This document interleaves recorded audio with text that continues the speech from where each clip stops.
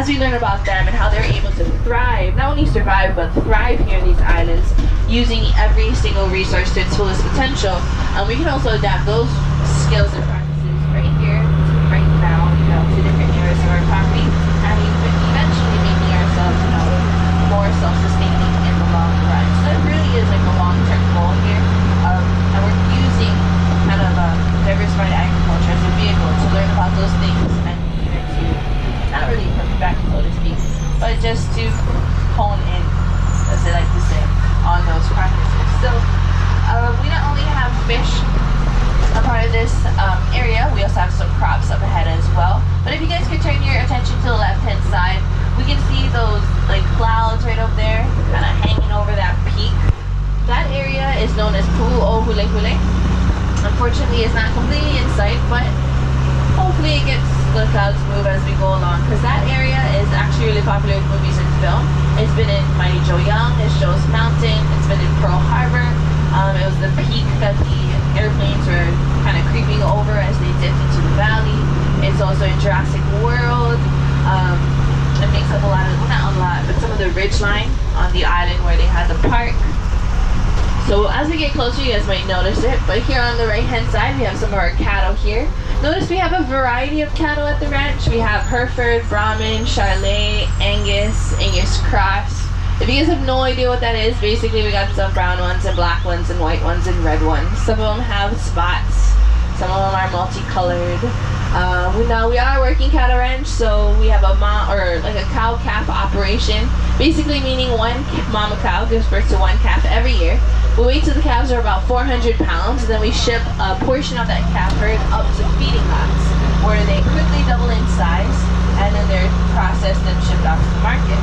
Now the ones that we've withheld though, we wait till they're a little bit bigger, and then we take 2 steers every 2 weeks, and we bring all of the meat back here, or we ship them out to our vendors, not really vendors, but like our restaurants that we've been working with. So Paniolo's in Kailua, I know we've been dealing with them a lot lately. A lot of folks like the bone marrow, so folks come here to the ranch to pick up all the bone marrow. We also have all the hamburger brought back here, so that way we can make cool little beef burgers for our guests in our Auntie Pat's Cafe. So we got that going on as far as cattle. Now we're entering the crops section. This is where we have our papaya. Not all the papaya trees that we have, like used for diversified ag, but just a little one right here for you guys to take a look at. These ones here up to the right, they're about 2 years old, so they're going to be cut down fairly soon. Great thing about papaya trees is they are not seasonal, so they fruit all year round, which is great. But very different from the banana. So this variety is the apple banana variety. You may notice like this bunch here off to the right hand side of us. The bananas are a lot shorter. They won't get much like longer than that. We also have a sign here on the left which gives us the Hawaiian word for banana. That's a mai up. Can you guys say mai up? Mai up. Good. Oh, great. Good. We didn't have one for papaya because papaya in Hawaiian is papaya. So you guys got it.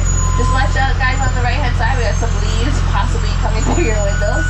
So this bunch here out to the right, these are just about fully grown almost. They'll just get a little bit more plump. But notice the bananas are short, a lot shorter. They have a velvety texture though, so it's preferred more for like desserts. And they're still really, really sweet. So this is what we call the apple banana variety. Now up ahead, we're going to be passing by some kalo or some taro. Taro is where we get poi from, that purple paste you might have seen at luau's. This one here off to the right hand side, we have some of them here. And then we have more off to the left hand side. Taro is a very significant plant in the Hawaiian culture. Mostly seen like at luau's, like to eat, things like that. It's completely edible. You can eat the stems, there's no flavor, just fiber. And then the leaves are kind of like spinach. They wilt down just the same as spinach. They don't have much flavor to it either. Kind of like a leafy taste, I guess you could say. But yeah, it was a really good resource, being that there's a ton of nutrients in it, and it was pretty much eaten on a regular basis in ancient times. Nowadays, we only have enough to feed everyone for about 4 days, so it's very, very different. So we try to incorporate taro as much as we can in different areas. This shade house here off to the right hand side, we are working on adding some fruits and vegetables to it, but originally it was only filled with ornamental plants, so orchids, bromeliads, anthuriums. We do have a tropical garden about half a mile down the road or down the highway from here. So we're going to be using that section for all of our ornamentals and instead use this shade house here in Cava for fruits and vegetables. So heirloom vegetables, tomatoes, radishes, kale, lettuce, bok choy. Fruits, I've only heard strawberries as like a definite decision so far. So they're working, our diversified agriculture department is working on what we're going to be placing there and where we're going to place them. So welcome to Cava. Here we are in the center of the valley. As we can see to the right and left hand side, there's a bunch of peaks and ridges all throughout. Okay, this is considered a classic Hawaiian valley, meaning it was etched to the ground through a bunch of stream erosion, causing all the peaks that we see along the way. Whenever it rains really hard, we can see a bunch of waterfalls. So even on really ugly, kind of gloomy days, it's still a beautiful place to come and visit. Now here off to our left-hand side, we have a moai. Moais come from the islands of Rapa Nui, also known as Easter Island.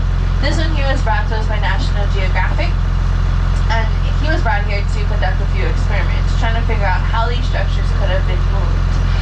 They left him behind. I think they're going to come back because some of the other moai that are still on the islands of Rapa Nui also have legs and feet, so they're like double the size.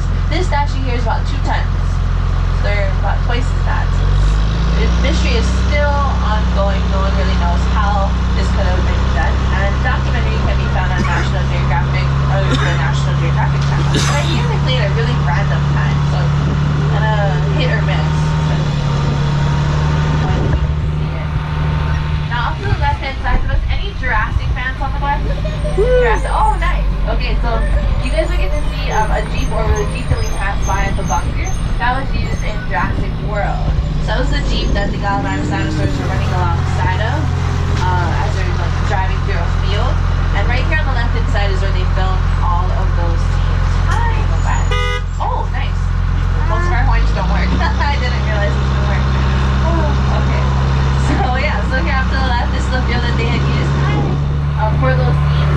The Jeep, the driver basically just drove back and forth, and then of course they were able to digitally place the Gallimimus to be running alongside. So this is one of the sites from Jurassic World. Up ahead though, we're going to come across the original site from Jurassic Park. Cool thing about that movie is majority of it was filmed on the island of Kauai, but they had to move islands after, like not really midway, closer to the ending of their filming because a huge hurricane had devastated the island. So when I say cool thing, I mean they were here for only 3 days on the island of Oahu, and they were able to shoot that memorable scene right here in Cava Valley. So we're going to be going to the site right now. You guys will have an opportunity to take some photos in the area.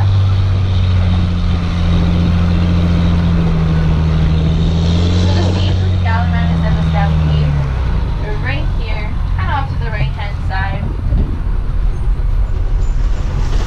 The Gallimimus are hanging out on those hills off to the right hand side while Sam, New, and the Hammond grandchildren were taking a peek. Something had suddenly spooked the dinosaurs, causing them to stampede and head right towards this area, right towards us. So if we have any like huge fans, you guys may notice a slight difference right now in the setup. This log here on the left was actually out to the right hand side of us in this general area here. We moved it safely out to the left hand side, that way our guests can be on the side of the road as other vehicles pass by. Thankfully there's no traffic right now, but it does get pretty busy. So if anyone wants to take some photos, please watch your step. And we can just jump in line. I'll be helping you guys taking some pictures over there.